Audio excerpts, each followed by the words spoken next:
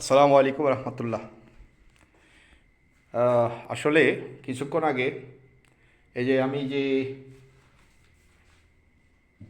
দু- four 4 June 2025 সালের যেটা অঙ্কন করেছিলাম, গত পোস্টে আমি লিখেছি।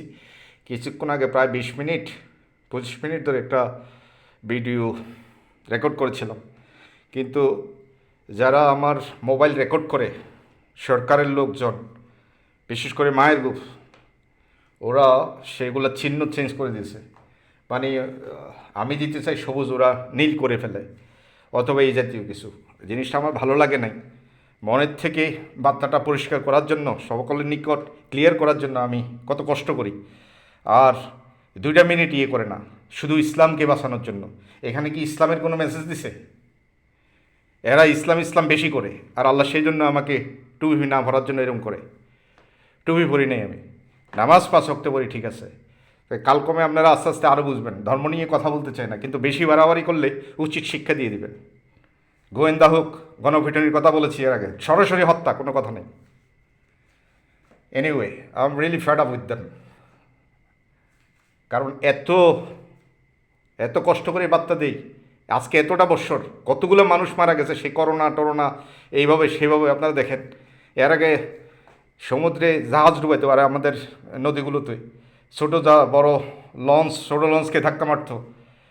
হ্যাঁ, এবং আপনার কত প্রাইভেট গাড়ি, যে প্রাইভেট কত বাসে, কারে কত মানুষকে হত্যা করছে। আর ইদানিং হামে শিশু হত্যা করতেছে। এগুলো তো হত্যাই।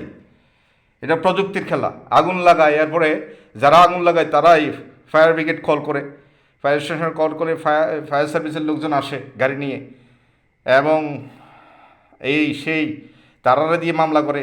ওইটা নাই, এই করে ওই দোকানে এটা ছিল না, ইত্যাদি ইত্যাদি।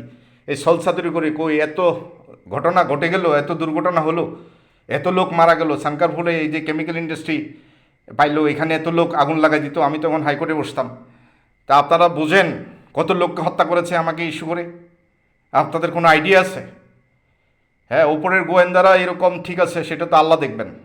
হ্যাঁ, বিশ্বকাপ হয়েছে, একটা গোল ওদের দিয়েছে। আমি মরক্কোর খেলা দেখতেছিলাম, আমি তখন চিটাগাং। 13 মিনিটের মধ্যে 3টা গোল দিয়েছে এই আর্জেন্টিনা। তো ওপরের গোয়েন্দারাই তো আল্লাহর চালা। আপনি আল্লাহর কাছে মনে ধরেছেন আল্লাহর কাজ কে করছে? ওরাই তো আল্লাহর কাজ করছে। হ্যাঁ, ওরাই তো আল্লাহর পক্ষে কাজ করছে। আল্লাহ ওদেরকে নিযুক্ত করেছেন। ওদের মধ্যে যদি 2 নম্বরই থাকে, আপনি কি করবেন? তাহলে আমি কথাগুলো বলি, ফেলে দিয়েন না, ধৈর্য রাখেন। প্রতিদিনই তো রেস হচ্ছে, প্রতিটা 24 ঘন্টা হচ্ছে। সামনে আমার মৃত্যু পর্যন্ত আমি মনে করি সেগুলো থাকবে। সুতরাং কখন কি হয় এটা তো বলা যায় না। আল্লাহর লক্ষ্য হচ্ছে আল্লাহর বার্তা প্রতিষ্ঠিত করা। তা আমি তো একদিনই কথা বলি না, এটা আবার আসবে। এর আগে আমি লিখতাম, ইদানিং আমি কথা বলাকে বেছে নিয়েছি। হাউএভার, আমি আসি কয়েকটা পয়েন্টে কথা বলবো। 2012 সালে আল্লাহ এটা দিয়েছিলেন। যখন দিয়েছিলেন তখন আমি লন্ডনে ঘুমের মধ্যে। এই জায়গাটায়, এই সবুজ জায়গায় কী ছিল তখন জানতাম না। এটা হালকা হলুদ ছিল, সেখানে দেখেন